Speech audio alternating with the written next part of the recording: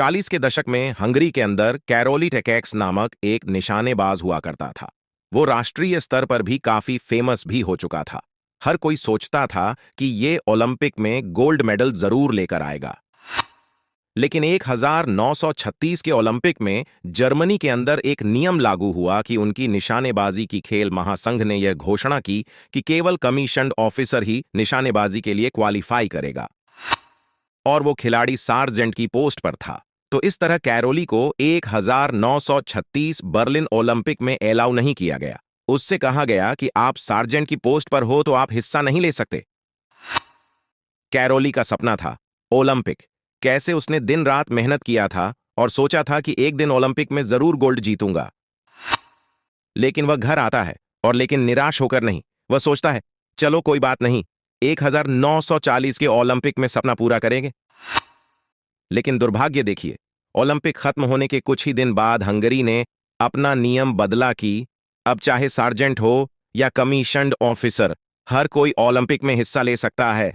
सोच के देखिए आप लोग, कैसे कैरोली को किस्मत पटक कर जलील कर रही है। अच्छा, फिर भी वो कहता है कोई नहीं, 1940 में जीतेंगे। लेकिन उसके विधान पर तो मानो साक्षात यमराज ही बैठा था। 1938 में वह एक लड़ाई में गया हुआ था और उसके दाएं हाथ पर एक ग्रेनेड फट गया। कैरोली हॉस्पिटल में भर्ती हो गया। सोचिए क्या बीत रही होगी उस पर। एक ऐसा चैंपियन जिसे हर कोई यह मानता था कि यह ओलंपिक में गोल्ड जरूर जीतेगा। ये एक जीनियस है। जरा सोचकर देखिए। अरे बायां हाथ कट जाता तो कम से कम वो ये तो सोच लेता कि चलो जान बची है, दाएं हाथ से आगे खेलेंगे। लेकिन वही दायां हाथ जिसके द्वारा वो निशाने लगाता था, जिससे वह निरंतर अभ्यास करके दशकों तक परफेक्शन तक लाया था, वो दायां हाथ कट गया। जरा सोचकर देखिए कैसी ये मार्मिक दुर्दशा हो गई है उसकी। हमारे यहां तो रिजल्ट लेट हो जाते या एग्जाम टल जाए, बैक लग जाए, फेल हो जाते हैं तो बच्चे दारू पीना शुरू कर देते हैं। सोच के देखो। और हां मित्रों, अभी कहानी तो शुरू हुई है। एक्सीडेंट के 1 महीने तक कैरोली टेकेक्स अस्पताल में बेड पर रहता है।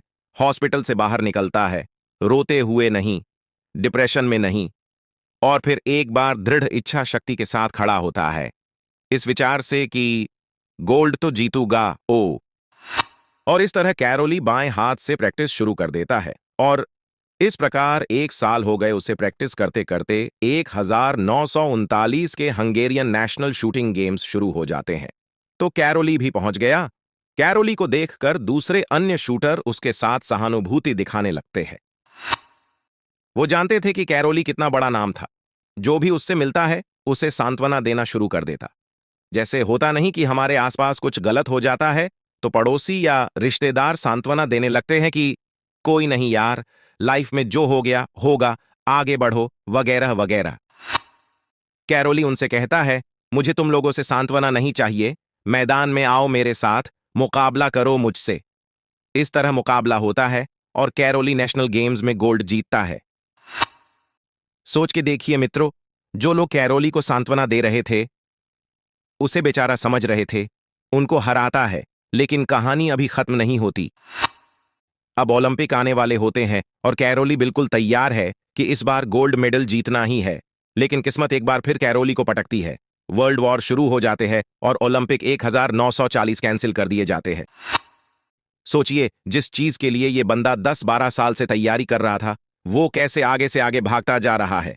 1936 में अलाउ नहीं किया और 1940 में हाथ कटने के बाद भी उसी लेवल पर तैयार होता है। लेकिन अब की बार ओलंपिक्स कैंसिल हो जाते हैं। लेकिन अब भी वो निराश नहीं होता और अपनी प्रैक्टिस जारी रखता है। अब कैरोली फिर 1944 लंदन ओलंपिक में गोल्ड जीतने के लिए सोचकर और भी कड़ी मेहनत करने लगता है। लेकिन किस्मत को कुछ और ही मंजूर था। वर्ल्ड वॉर के कारण ही ओलंपिक गेम्स 1944 को रद्द कर दिया जाता है। अब एक बार फिर कैरोली तैयारी करता अगले ओलंपिक्स के लिए। 1948 लंदन में होने वाले इस महाकुंभ में उसके अपोजिट में विश्व का सबसे बेहतरीन शूटिंग चैंपियन कार्लोस हेनरिके भी आया होता है। कार्लोस को कैरोली मिलता है।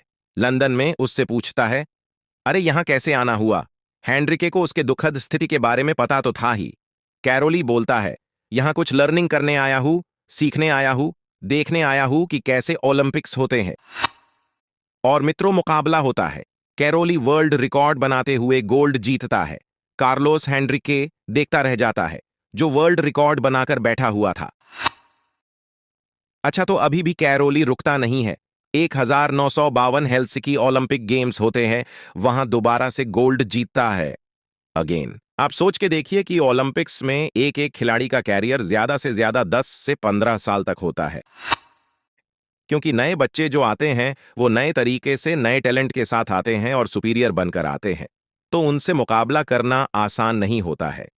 इसीलिए किसी ने कहा कि इंसान के जुनून के आगे एवरेस्ट भी छोटा है।